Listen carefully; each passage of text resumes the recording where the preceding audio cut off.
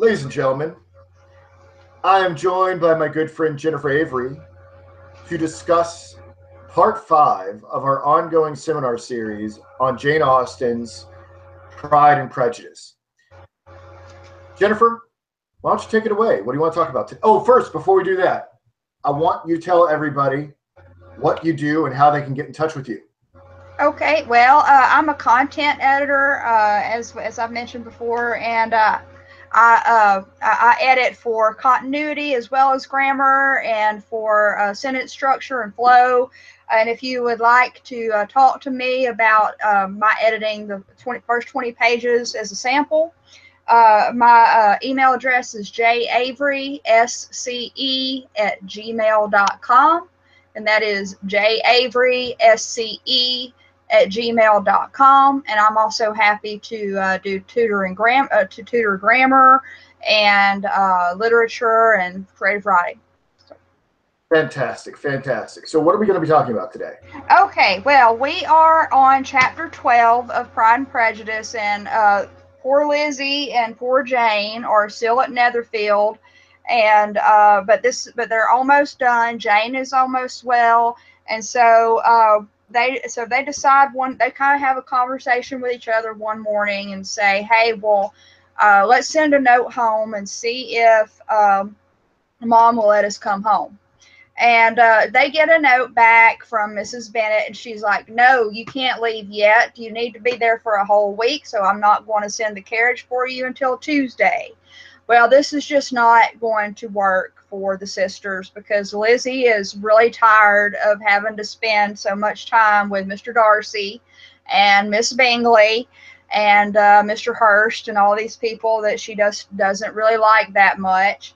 And they pretty much decided that if they stayed any longer, then it would seem rude anyway. And so they finally decide to talk to Mr. Bingley about loaning them his carriage so they can go home. And so that's what they decide to do. And Mr. Bingley understands, but his sisters kind of urge them to stay one more day. And so they kind of begrudgingly say, okay, well, we'll stay one more day just to make sure Jane's well. And that's what they do. And from in the text, the only person who's really sorry for this is Mr. Bingley, because he really does like Jane and he hates to see her go, and he's really enjoyed having her there. But everybody else is kind of happy about this. Miss Bingley does not like Lizzie at all because she knows that Mr. Darcy has been watching Lizzie with a particular interest.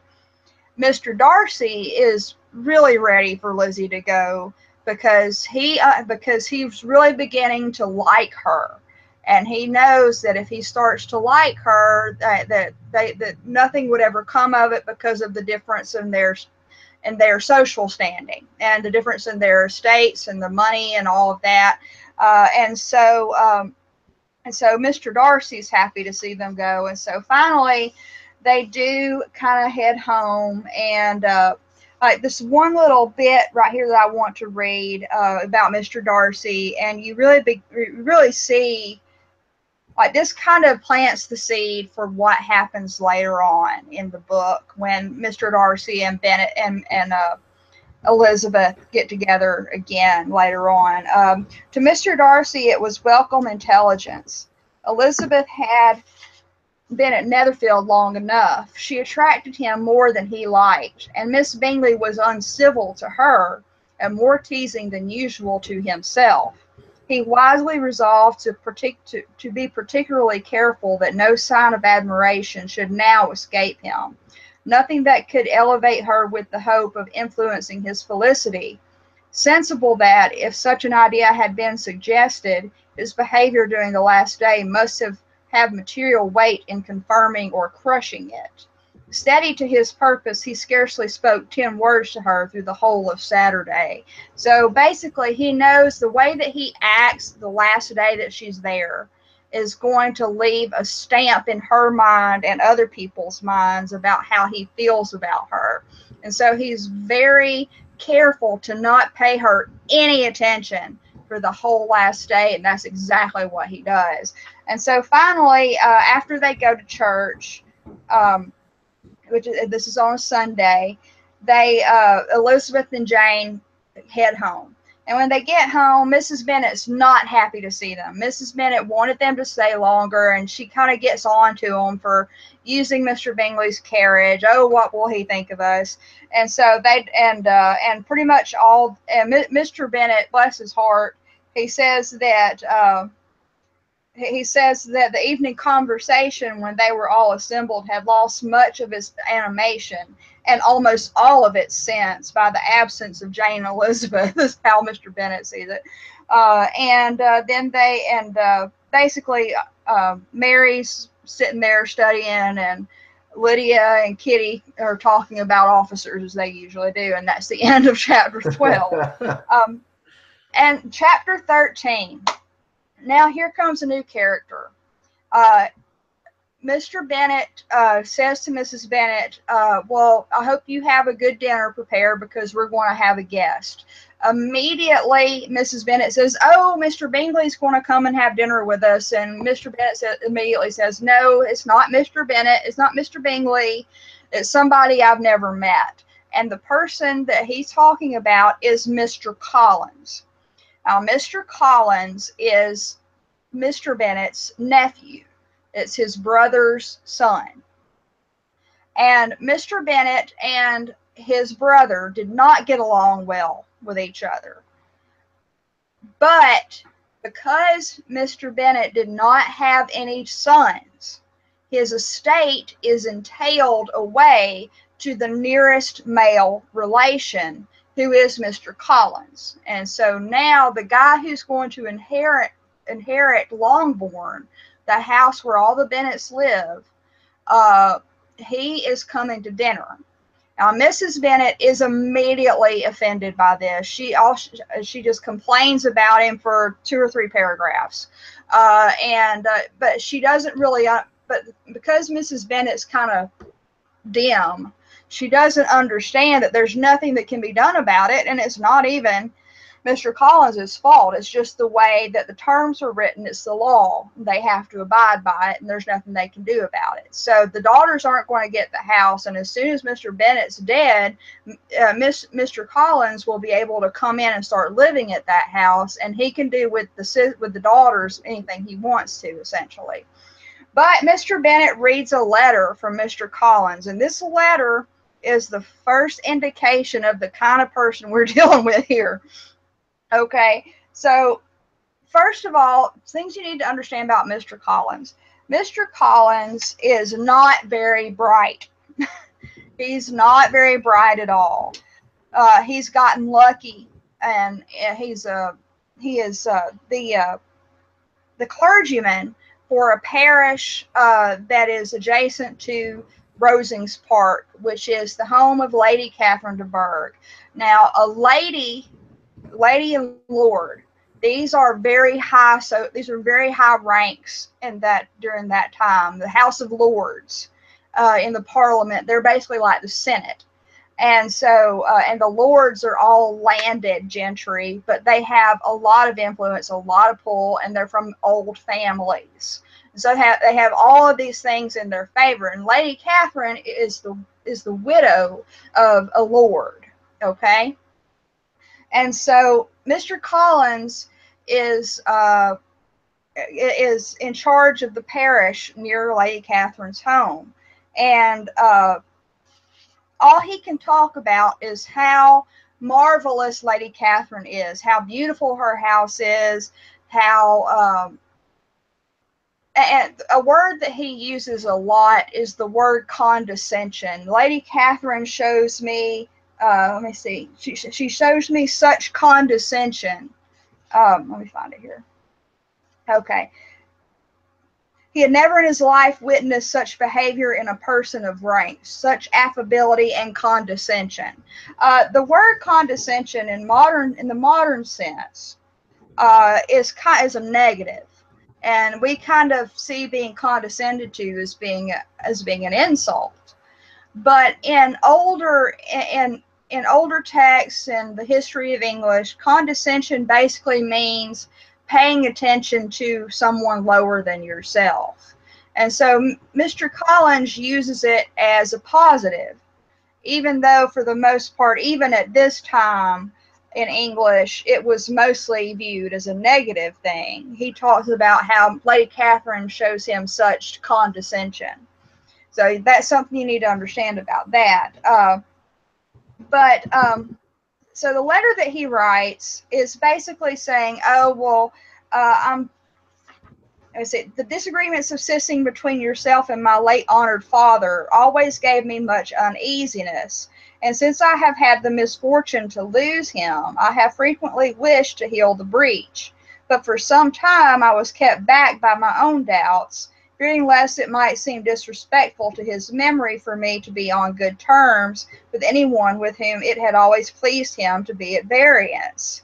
My mind, however, is made up on the subject, for having received ordination at Easter, which means he was inducted into the clergy, I have been so fortunate as to be distinguished by the patronage of the Right Honourable Lady Catherine de Bourgh, widow of Sir Louis de Bourgh, whose bounty and beneficence has preferred me to the valuable rectory of this parish, where it shall be my earnest endeavour to demean myself with grateful respect towards her ladyship.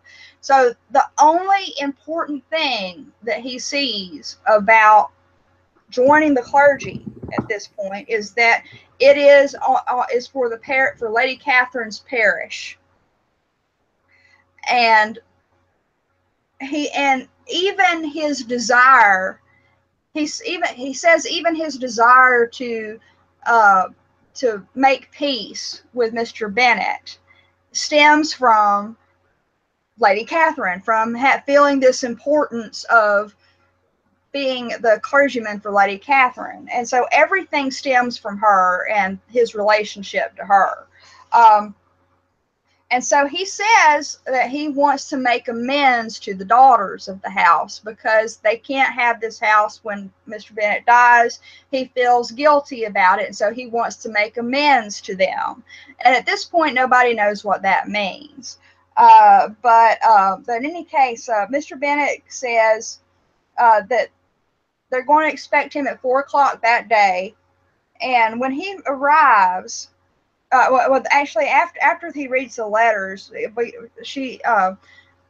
Austen talks about the different reactions from the different family members. For the Jane is a little bit curious as to what he means by making amends to the daughters.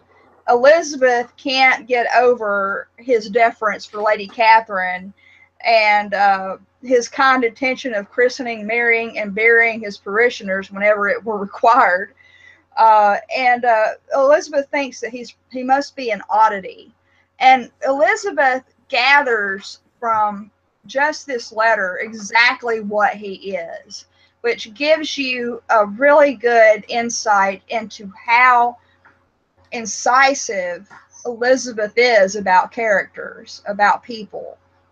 And just from this letter, she's figured him out. But of course, he's not really that difficult to figure out. But in any case, she says there's something very pompous in his style. And what can he mean by apologizing for being next in the entail? We cannot suppose he would help it if he could. Can he be a sensible man, sir? And she's looking at her father, and Mr. Bennet says, no, dear, I think not. I have great hopes of finding him quite the reverse. There is a mixture of servility and self-importance in his letter which promises well. I'm impatient to see him. And so Mr. Bennet's looking forward to it because he can laugh at this guy. He knows he can laugh at this guy, at how ridiculous he is. And Mr. Bennet, as we know, that's one of his favorite pastimes, is laughing at stupid people. But in any case, Mrs. Bennet is fine. After all of her rants about how awful this guy is, and this odious man, don't mention his name. Mrs. Bennett's like, oh, well, you know, he actually sounds kind of nice, and I do hope that he does make amends to the girls. And she's taken in by this, whereas Lizzie, Jane, and Mr. Bennett aren't. But the younger girls just don't care enough. Mary is impressed by how he expresses himself. And actually, it's kind of implied that Mary kind of forms a little crush on Mr. Collins. But Lizzie and Kitty just don't care because he's not going to show up in a red coat. He's not an officer, so he's not worth their notice. But in any case, Mr. Collins shows up on time. And the first thing he does is compliment Mrs. Bennett on how well the house is arranged and how nice the furnishings are and everything like that. And Mrs. Bennett, she said this gallantry was not much to the oh, wait a minute, it's the wrong one. Yeah. Oh, what is it? I can't find it. I'm sorry. Right, first of all, he talks about how he was happy to find that the girls are so pretty. As he had heard that the girls are pretty and that they're, you know, and they're affable or, you know, engaging young ladies, and of course Mrs. Bennett's like, oh yes, of course, you know, and. And Mrs. Bennett, and then he goes about talking about how nice the furnishings are and how well it's set up. And Mrs. Bennett's a little bit, you know, looks at him a little askance because she's thinking, well, he's looking at this like it's his already. And so there's that little tiny little bit of tension. But as soon as he compliments the girl, she's all nice again. But in any case, that's pretty much. The end of chapter 13. They bring him to dinner, but they go into dinner is pretty much the last thing. And all he says, when he was, okay, let's see. The dinner too, in its turn, was highly admired. Remember, he's complimenting everything. Was highly admired, and he begged to know to which of his fair cousins the excellence of its cookery was owing. But here he was set right by Mrs. Bennet, who assured him with some asperity that they were very well able to keep a good cook, and that her daughters had nothing to do in the kitchen. He begged pardon for having displeased her. In a softened tone, she declared herself not at all offended, but he continued to apologize for about a quarter of an hour. And so basically all he does is Mr. Collins, all he does is compliment almost to the point of being in an obsequious way, in an annoying way. He compliments everything. And he apologizes for things he shouldn't be apologizing. He's always apologizing for something. And you'll see that throughout his visit. But that's the end of chapter 13. And going on to chapter 14 is they've had dinner, and after dinner, Mr. Bennett's been quiet for the most part. And now after dinner, Mr. Bennett decides to have his fun. And Mr. Bennett says, Lady Catherine, he says to Mr. Collins, Lady Catherine de Bourgh's attention to his wishes and consideration for his comfort appeared very remarkable. Mr. Bennett could not have chosen better. Mr. Collins was eloquent in her praise. The subject elevated him to more than usual solemnity of manner, and with a most important aspect, he protested that he had never in his life witnessed such behavior in a person of rank, such affability and condescension as he had himself experienced from Lady Catherine. And and he goes on and on about how great Lady Catherine is. Like he's talks about how she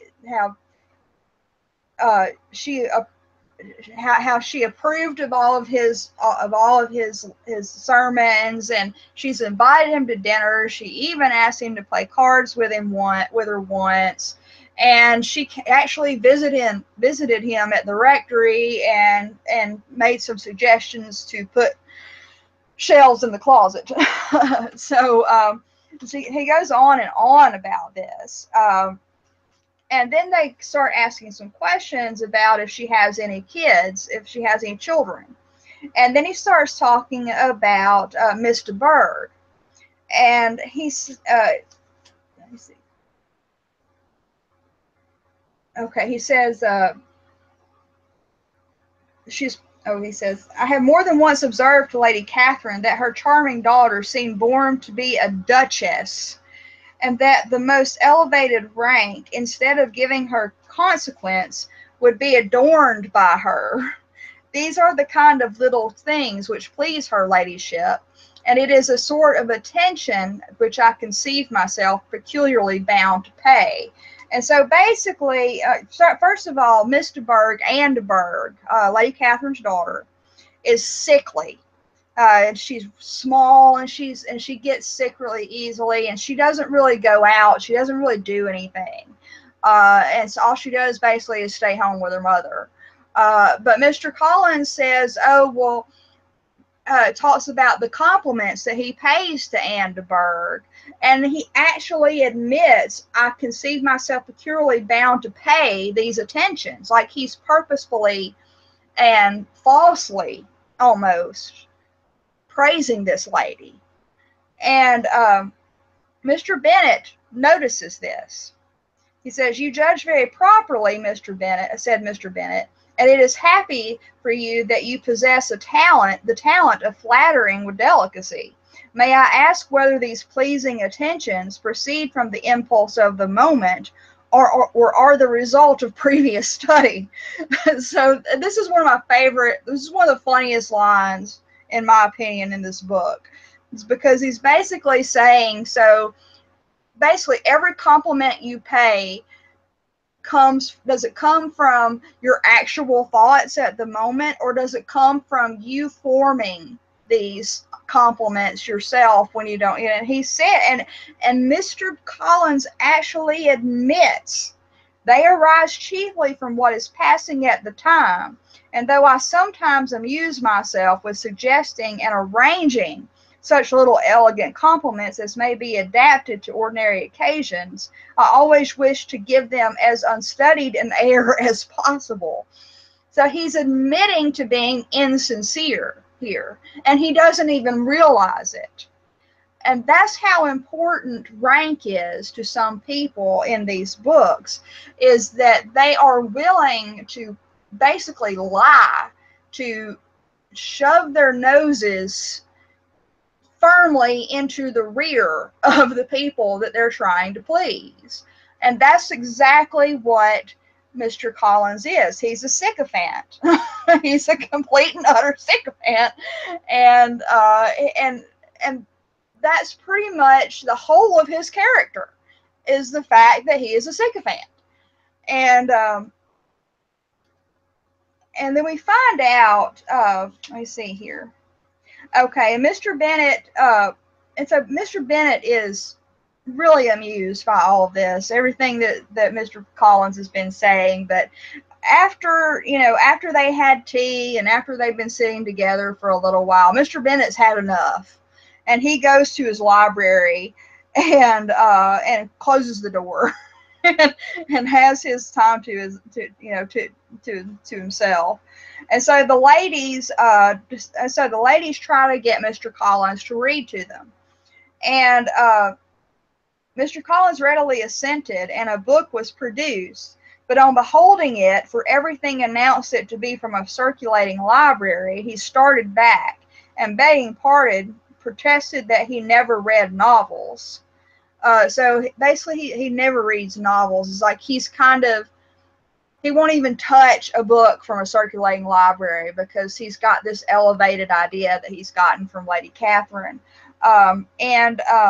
So he finally decides on Fordyce's Sermons. And what Fordyce's Sermons is basically like a book of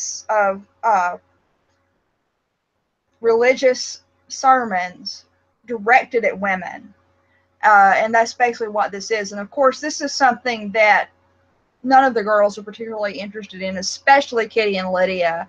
And the Kitty and Lydia are so rude as to while he's in the middle of reading, they actually start talking about gossip in town in the middle of him reading, which was considered extremely rude. You ask a guy to read, he does it, and then you completely interrupt him. Yeah, that would make me mad too. Can I ask you a question? Of course. Could you elaborate on these sermons that were geared towards women that he was reading from? This is an actual text, or I've never heard of this. Can you have any background on it? I don't know a whole lot about it, but there is a little footnote. It says sermons to James Fordyce's sermons to young women. This was written in 1766, and it offered conservative advice on female conduct and education. This would have been something that was well known at the time, because a lot of times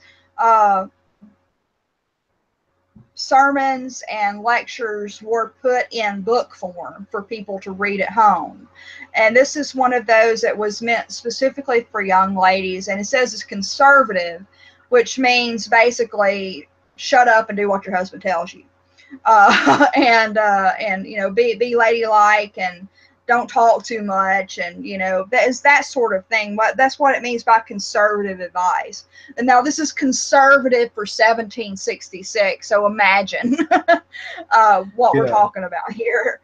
I have a little information on it. It's from Wikipedia. It's a 2-volume compendium of sermons. And I guess he was a Scottish clergyman, known for his oratory skills. What was interesting, it seems like it made it into one other novel. I don't know if you know the book The Rivals by Richard Brinsley Sheridan. Apparently his sermon on sobriety was mentioned there. Yeah. So yeah, this would have been a widely known book. Yeah. And it was published it looks like it was published in 1766. Yeah. Okay. All right, cool. All right, yeah. I just found that curious. It's interesting. Yeah, and like I said, a lot of times, like I said, a lot of times sermons and abstracts were published in books for people to study at home, and that's what a lot of people. That's actually what people mostly read. Reading novels. That's so cool. I think that's so cool. I know you think it's kind of like old-fashioned, but like my mother does like a bunch of stuff with like antiques or whatever, and I help her with this. And oftentimes, like we'll go through estate sale stuff, and I'll find like these like incredibly small Bibles or incredibly small versions of the New Testament or something like that, or the U.S. Constitution or some other thing. And like I just think about how, you know, how people like hundreds of years ago were walking around with books on them, and like to kill time were reading this incredible like 6-point font print and educating themselves wherever they could. And instead what we're doing today a lot of the times is taking selfies. And I you know, I like to think that I use my iPhone in a way that is always like educative, because I'm constantly listening to sermons and books and lectures and things like that. But I have a feeling I might be a little bit of an outlier. But I just thought it was such an interesting relic of history that people carried around books with them everywhere. And it's not like they were this, if you're watching the video version, it's not like they were this big. They were like, you know, 1/5 the size of this, and they read them.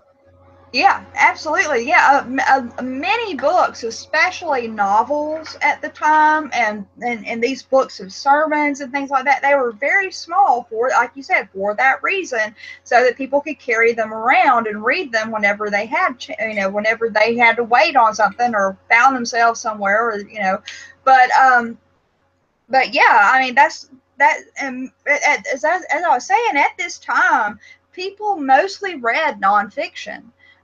Whereas now we mostly read novels. Back then, people mostly read nonfiction. They read sermons, they read essays, they read natural histories and things like that. And reading novels was considered something that ladies do. Novels were considered a lower form of entertainment than they are now. Like uneducated people read novels. as that sort of thing. And that's Yeah, we why saw Mr. that. Didn't we see that in Northanger Abbey? Was it that where Yeah, where the main character is it was the book called what was it, Rudolfo or yeah, The Mysteries of Udolpho. yeah, Yeah, and she's ridiculed all over the place for reading that book. And I was like, yeah, why are you making fun of her for reading? Come yeah. on. Yeah, but that's why it's like a lot of the other characters in Northanger Abbey give her a hard time for reading novels, and Yeah. she's even embarrassed by reading novels because that's the way it was back then. That was considered entertainment for women. It was lower. It was less seemly, and, you know, and so. Well, what were men reading? Were they just reading botany textbooks? Like what was a man supposed to do with his intellect? Well, like a lot, like in some of Austen's novels, they talk about some natural histories, and again, and there's sermons and lectures, um, and like histories, like the Rise and Fall of the Roman Empire, which is a very well-known history book that was published around in that time. And you know, that sort of thing, histories and natural histories and sermons and lectures and essays. That's basically what a man was expected to read, because that was considered expanding your education, whereas novels were considered uh, just idle amusement. Right. And so, yeah, and these days we have even reading novels is considered an intellectual thing these days. Even reading a bad novel is considered intellectual sometimes. It's amazing to think of how things have changed after the advent of television and radio. Because you didn't have to read to hear about what was going on or to understand things. And so I'm like you. I kind of sometimes wish that we had little tiny volumes to carry around everywhere too. Well, that's what we're doing here, right? Yeah, exactly. That's why I have a big purse, so I can fit a book in there. Well, what I'm saying is, essentially, I think Noetic is sort of the digitalized version of that Yeah, same mentality. Yeah. I like to think so too. And we do have this great audiobook thing that we can do now too, like all apps like Audible and Noetic and these other apps that we can listen to books. But some, like I'm not an audio person. I'm a visual person, so I have to read it or I'm not going to remember it. Toe the party line, Jennifer. I know. Audio's the future. I'm sorry, but I can't take notes in an audio book or highlight passages. I'm sorry, it's not happening. I like my paper books and I like my All little right. tabs. But in any case, that's why Mr. Collins kind of turns his nose up at the novel from the circulating library and chooses this book of sermons to read to the girls. But in any case, let me see. Okay, Lydia. So Lydia's interrupted Mr. Collins, and Mr. Collins has this, and this is the one thing that he says that I agree with a little bit. I have often observed how little young ladies are interested by books of a serious stamp, though written solely for their benefit. It amazes me, I confess, for certainly there can be nothing so advantageous to them as instruction. But I will no longer importune my young cousin. So he quits reading. He's offended, and so he quits reading. And then he goes into Mr. Bennett and tries to get him to play backgammon with him. And that's pretty much the end of the chapter. Um, but in any case, so Mr. Collins is now well installed at Longbourn. He's had dinner with them, and we know a little bit more about him now. And to sum up, he is an obsequious idiot. Almost his entire being is a sycophant. That's pretty much all he is as a character. Um, And we get confirmation of that at the beginning of chapter 15, where Jane Austen writes, Mr. Collins was not a sensible man, and the deficiency of nature had been but little assisted by education or society, the greatest part of his life having been spent under the guidance of an illiterate and miserly father, and though he belonged to one of the universities, he had merely kept the necessary terms without forming at it any useful acquaintance. So that basically means, like, part of going to the university back in those days was to meet people, much like it is even today. It's to network. That's our word for it now. Is networking. Is all he did was barely keep his grades up, and he didn't do any networking. And we find out that a fortunate chance had recommended him to Lady Catherine de Bourgh when her living went vacant. And so he didn't even do anything to get this, but he's so proud of having this this parish as if he did it himself. But in any case. And this little bit here too, and the respect which he felt for her high rank, and his veneration for her as his patroness, mingling with a very good opinion of himself, of his authority as a clergyman, and his right as a rector, made him altogether a mixture of pride and obsequiousness, self-importance, and humility. So he is humble. Basically, he is proud of how humble he is. It seems like an oxymoron, but that's what this basically is. And I'm sure that we all know people like this. I've known people like this. It's like they are proud of how humble they are. That's Mr. Collins. And this is another reason why this book is so important. Just to take a minute. Pride and Prejudice is considered one of the greatest novels in the English language. And one of the reasons for that is the characters. We all know people like this. We all know a Lizzie. We all know a Mr. Darcy. We all know a Mr. Collins. We all know a Lady Catherine. All of us.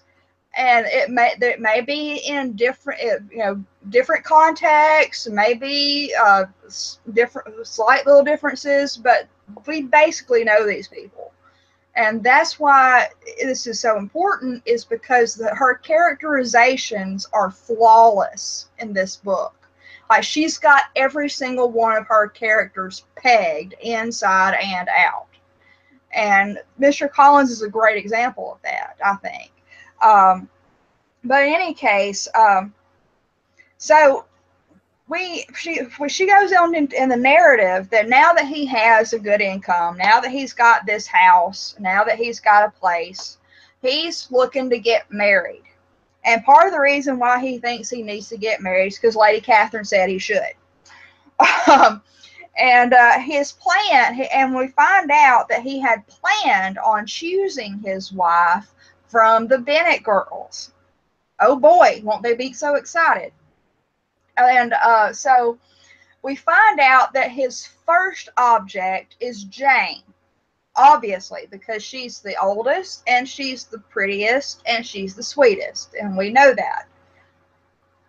But Mrs. Bennet kind of rains on his parade and says, oh, well, I have to kind of hint that she might be getting engaged soon, so you might not want to think of her.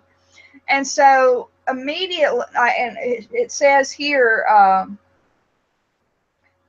let's see what this is. This cause had only to change from Jane to Elizabeth, and it was done. It was soon done while Mrs. Bennet was stirring the fire.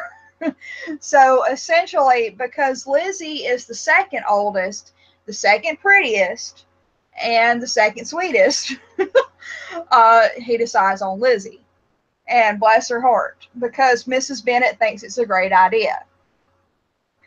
And so she says that it says Mrs. Bennet treasured up the hint. So she's got it in her head already that she's going to have 2 daughters married, and she's about ready to throw a party already, even though nothing's happened yet. Not and again, not even thinking about what her daughters want, and not even thinking about what an idiot this guy is, because she doesn't know he's an idiot because she's an idiot herself. But in any case, so Mr. Collins has decided that he's going to like Lydia or Elizabeth, and after all of this, Lydia and Kitty had already kind of decided, let's walk into town. And the reason why Lydia and Kitty always want to go into town is because that's where the soldiers are, that's where the officers are, and that's where they get all their attention. And they love gossip, and they get all the gossip they want to from Mrs. Phillips, and so they always want to go into town. And so they decide to go into town. And Mr. Bennet, because he wants Mr. Collins out of his library and away from him, says, yes, walk with my daughters into town. Get away from me for a while. And so they all go to town together. And so basically, so they all walk into town. And when they first get into town, they see one of the officers, Mr. Denny, who Lydia has already mentioned and who Lydia probably kind of likes already. And Kitty and Lydia see him with another person, somebody they don't know. And this is where we meet the infamous Mr. Wickham. Mr. Wickham, Mr. Denny says that Mr. Wickham is a friend of Denny's, who had come from London, and he's going to join the regiment. And immediately, Kitty and Lydia are in raptures because, oh, he's going to be wearing a red coat now, so of course he's going to be handsome and nice and good. But here's our first description of Mr. Wickham. His appearance was greatly in his favor. He had all the best parts of beauty, a fine countenance, a good figure, and very pleasing address. The introduction was followed up on his side by a happy readiness of conversation, a readiness at the same time perfectly correct and unassuming. And the whole party were still standing and talking together very agreeably when the sound of horses drew their notice. So they've just met this good-looking guy. He's handsome, and he's well spoken, and he talks to other people easily, and so all of this is in his favor. And then here comes Mr. Darcy and Mr. Bingley in town, and Mr. Bingley says, "Oh, well, we were just coming to check on Jane to see how she was doing," and Mr. Darcy just kind of bows and agrees with him, and Elizabeth happens to notice something. She says,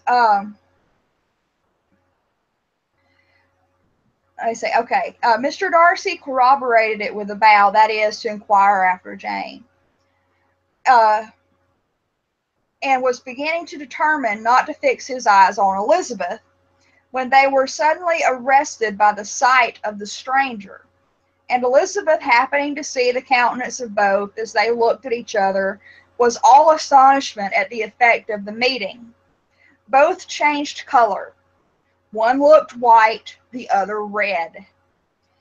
Mr. Wickham, after a few moments, touched his hat, a salutation which Mr. Darcy just deigned to return. What could be the meaning of it? It was impossible to imagine. It was impossible not to long to know.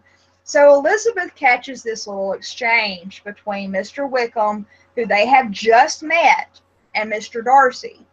Not only do they look at each other like they know each other, but both their faces changed color, and it's so clever. She says one turned white and one turned red, and she doesn't tell you who turns what color. Now think about this.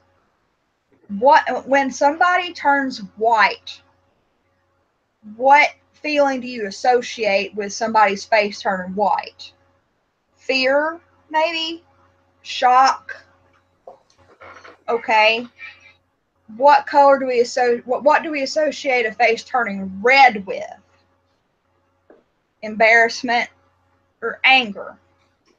So it could be either one at this point. And so one of them is guilty and one of them is an injured party, but we don't know who yet because she doesn't tell us which turned what color. It's a very clever little device that she uses here to give you an idea of the situation without giving it away. And I said, it's a tiny little thing, but this is how good writers build suspense.